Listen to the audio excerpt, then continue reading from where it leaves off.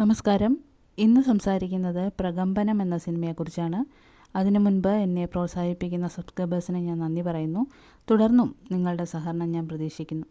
പ്രകമ്പനം ഒരു horror comedy ചിത്രമാണ്. വിജേഷ് പാണത്തൂരാണ് ഇത് സംവിധാനം ചെയ്തിരിക്കുന്നത്. ചിത്രത്തിലേക്ക് വന്നാൽ, കണ്ണൂരിലെ പ്രശസ്തമായ ഒരു പാർട്ടി കുടുംബം, തറവാട്ടിലെ മൂത്ത കാർന്നോത്തിയായ ചെമ്പകത്തമ്മയ്ക്ക് ഒഴികെ മറ്റാർക്കും ദൈവത്തിലോ പിതൃക്കളിലോ വിശ്വാസമില്ല. കൊച്ചുമകനായ സിദ്ധാർത്ഥിന് ഒട്ടുമില്ല. എന്നാൽ അവർക്ക് ആത്മാക്കളിലും അവരുടെ പ്രതികാരത്തിലുമൊക്കെ വിശ്വസിക്കേണ്ട ഒരു കാര്യം സംഭവിക്കുന്നു.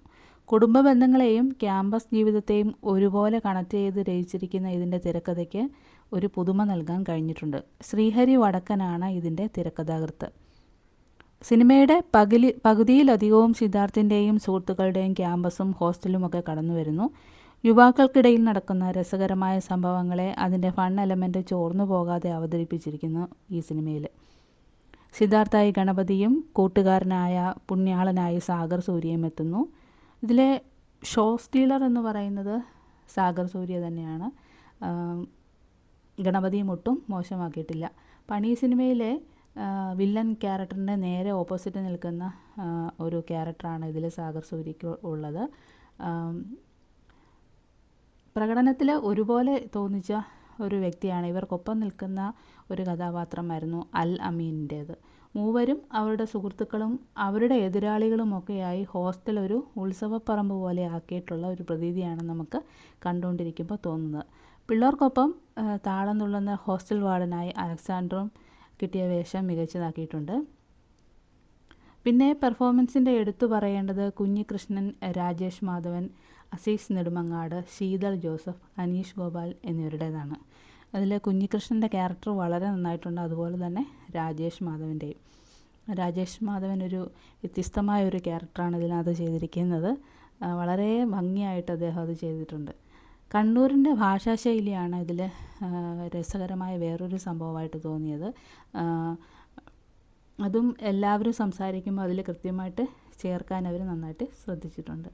ഹൊറർ സിനിമയിൽ സ്ഥിരം കണ്ടുവരുന്ന ചില ക്ലീഷേ പേടിപ്പെടുത്തുന്ന സംഭവങ്ങളൊക്കെ ക്ലൈമാക്സ് രംഗത്തെ കുറച്ചൊരു 10-15 മിനിറ്റ് ഉണ്ട്. അത് ഒഴിവാക്കിയാൽ ഇതിൽ നല്ലൊരു മികച്ച ഒരു തിരക്കഥ തന്നെയാണ് ഇതിൻ്റേത്. ബിപിൻ അശോകിൻ്റെ സംഗീതവും ശങ്കർ ശർമ്മയുടെ പശ്ചാത്തല സംഗീതവും ഹൊറർ പശ്ചാത്തലം നിലനിർത്താൻ വേണ്ടി സഹായിച്ചിട്ടുണ്ട്.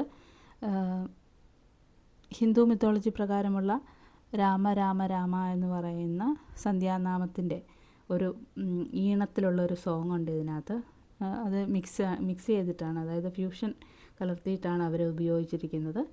അടുത്ത DJ മ്യൂസിക്കിൽ ഒരു ട്രെൻഡിങ്ങിൽ വരാൻ പോകുന്ന ഒരു പാട്ടുകൂടിയാണിത്. അത് സിനിമ കഴിഞ്ഞപ്പോൾ അത് വീണ്ടും റിപ്പീറ്റ് ചെയ്യുന്നുണ്ട്. അപ്പോൾ എല്ലാവരും അത് വളരെ കാര്യമായിട്ടൊക്കെ ശ്രദ്ധിച്ചിട്ടുണ്ടായിരുന്നു. അതുപോലെ തന്നെ എനിക്ക് വളരെ സന്തോഷം തോന്നിയൊരു കാര്യം, ഇൻ്റർവെൽ സമയമായപ്പം ജസ്റ്റ് ബാക്കിലോട്ടൊക്കെ ഒന്ന് തിരിഞ്ഞു നോക്കിയപ്പോൾ എല്ലാവരുടെയും മുഖത്ത് ഭയങ്കര സന്തോഷം, ഭയങ്കര ചിരി. സാധാരണ ക്രൈം ത്രില്ലർ മൂവീസാണ് എനിക്ക് പേഴ്സണലി കാണാൻ ഇഷ്ടം. പക്ഷേ ഇതും കാണാറുണ്ട്. പക്ഷേ ഇന്ന് എല്ലാവരുടെയും മുഖത്തും ഭയങ്കര സന്തോഷം. എല്ലാവരുടെയും മുഖവും ഇങ്ങനെ തെളിഞ്ഞു നിൽക്കുന്ന കാണുമ്പോൾ തന്നെ നമ്മുടെ ഉള്ളും സന്തോഷം വരുമല്ലോ നമുക്കും. ഇതിൻ്റെ ഛായാഗ്രഹണം നിർവഹിച്ചിരിക്കുന്നത് ആൽബിൻ ആൻ്റണിയാണ്. Editing Sooraj ES.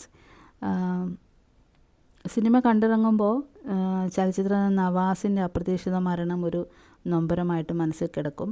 എന്തായാലും ഇതൊരു മസ്റ്റ് വാച്ച് തിയേറ്റർ മെറ്റീരിയൽ തന്നെയാണ്. അതുകൊണ്ട് എല്ലാവരും ഇത് തിയേറ്ററിൽ പോയി കാണുക. നിങ്ങളുടെ അഭിപ്രായങ്ങൾ കമൻറ്റ് ബോക്സിൽ രേഖപ്പെടുത്തുക. ആദ്യമായിട്ട് കാണുന്നവരുണ്ടെങ്കിൽ ദയവായിട്ട് ചാനലൊന്ന് സബ്സ്ക്രൈബ് ചെയ്യുക.